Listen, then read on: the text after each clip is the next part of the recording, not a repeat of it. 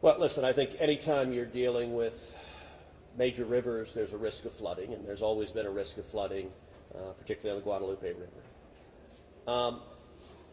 I will say, in the wake of every tragedy, there are things that are predictable. One of the things that's predictable is that you see some people engaging in, I think, partisan games and trying to blame their political opponents for a natural disaster. And you see that with a hurricane, with a tornado, with a wildfire, with this flooding, where people immediately say, well, the hurricane is Donald Trump's fault. You know, look, I think most normal Americans know that's ridiculous, and I think this is not a time for partisan finger-pointing and attacks. Now, after we come through search and rescue, after we come through the process of rebuilding, there will naturally be a period of retrospection where you look back and say, okay, what exactly transpired? What was the timeline?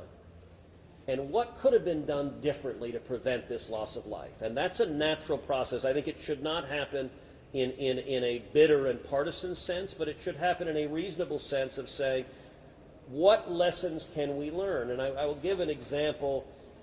You know, Houston's my hometown. If you live on the Gulf Coast, we get hurricanes. That's part of living on the Gulf Coast as hurricanes hit. And I do think Texas as a whole has learned over time how to deal more effectively with hurricanes.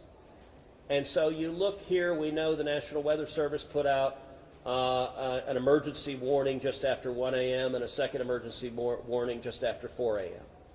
Now, obviously, most people at 1 a.m. and 4 a.m. are asleep. And so I think we will have a reasonable conversation about, A, are there any ways to have earlier detection? And some of that, the limits of a flash flood, they're very difficult because they can arise so quickly.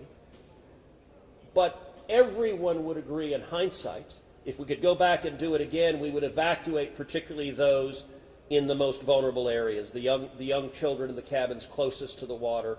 We would remove them and get them to higher ground if we could go back and do it again. Obviously, everyone would. The people in RVs by the river's edge. We know in disasters like this, RVs and mobile homes are particularly susceptible, whether a flood or a hurricane or a tornado, they're particularly susceptible to that. And so my hope is, in time, we will learn some lessons to implement to next time, and there will be another flood, there will be another disaster, but next time there's a flood, I hope we have in place processes to remove especially the most vulnerable from harm's way. But I think that's going to be a process that will take a careful examination of what happened and how can we implement processes better in the future to prevent this same loss of life. Senator, there were claims